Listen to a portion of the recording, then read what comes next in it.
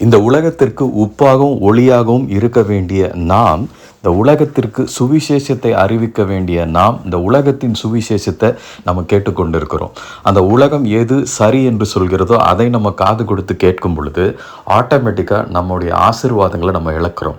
இந்த உலகத்தின் பேச்சு சீர்கேடும் கிளவிகளின் பேச்சும் கட்டுக்கதைகளுமாய் இருக்கிறது. இது சத்தியம் போல இருந்தாலும் சத்தியம் அல்ல. இது தன் சொந்தத்திலிருந்து பேசுகிற வார்த்தை.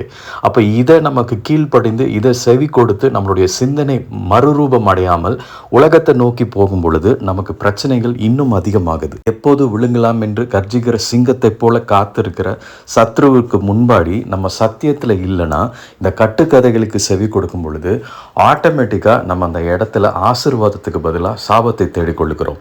என் ஜனங்கள் வேத அறிவில்லாமல் சங்காரமாகிறார்கள் என்ற வார்த்தையின்படி இந்த கட்டுக்கதைகளை விட்டு நம்ம விலகணும்னா நம்மளுடைய இருதயம் கர்த்தரை நோக்கி பார்த்திருக்க வேண்டும். அந்த சத்தியத்தை கீழ்ப்படிந்து நம்ம அனுதினம் நடக்கிறவர்களாக இருக்கும் பொழுது தான் நமக்கு பெரிய ஜெயம் உண்டு.